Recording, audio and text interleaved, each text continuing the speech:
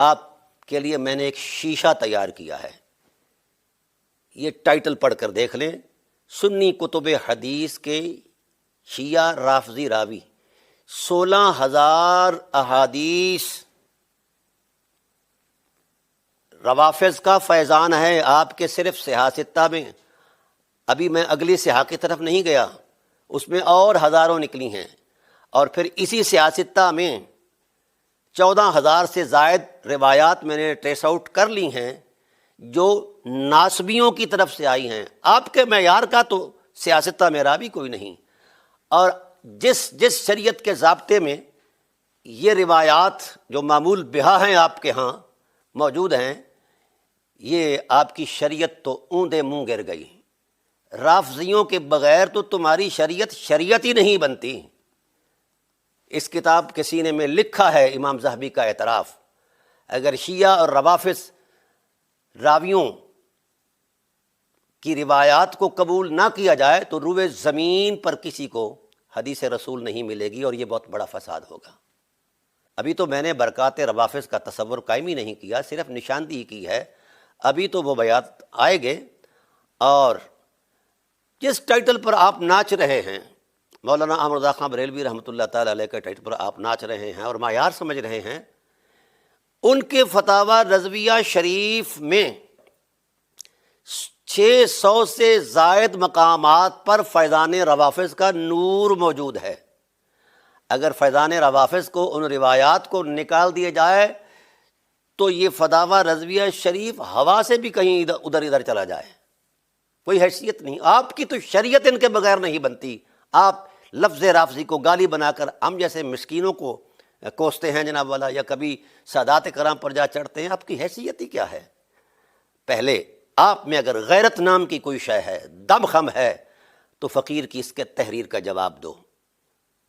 پھر اس کے بعد آپ کو بڑی تکلیف ہے حضرت ابو طالب علیہ السلام کے حوالے سے کہ ہم نے ان کا تقدس کیوں بیان کیا ہے، تو میں نے الحمدللہ 26 گھنٹے ٹیلی ویژن پر پروگرام کیا ہے حضرت ابو طالب علیہ السلام کی افضلیت کی قطعیت کا۔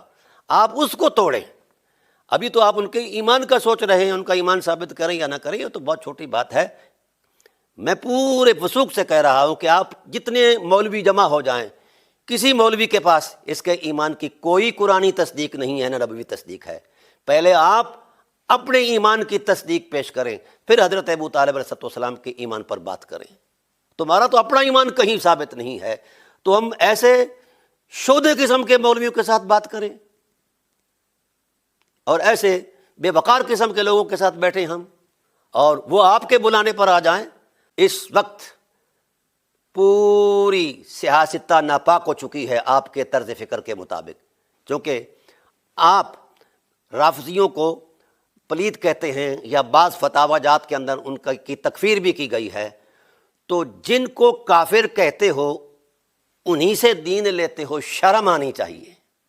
کم از کم آپ کا دین جو ہے وہ تو مسلمانوں کے راستے سے تو آئے۔ آپ کا دین تو سارا 16,000 حدیثیں تو یہ ہیں نا جی صحاح میں، اور غیر صحاح کے اندر جو ہے معاجم ہیں، مسانید ہیں، دیگر اصناف کتب ہیں، مصنفات ہیں، تو وہ لاکھوں حدیثیں ہیں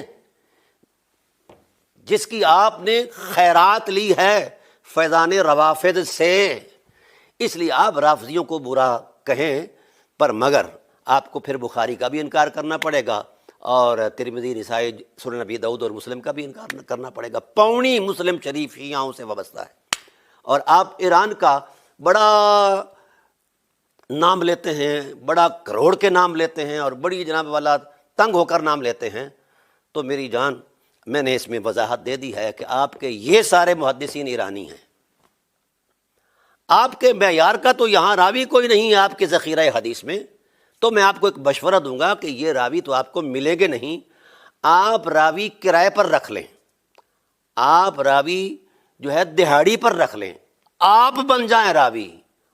اصول اہل سنت جو ہے، محدثین اہل سنت کا جو اصول، اس کے مطابق اگر روایت میں آپ کا مقام ہے تو لے آئیں، ہم قبول کر لیں گے۔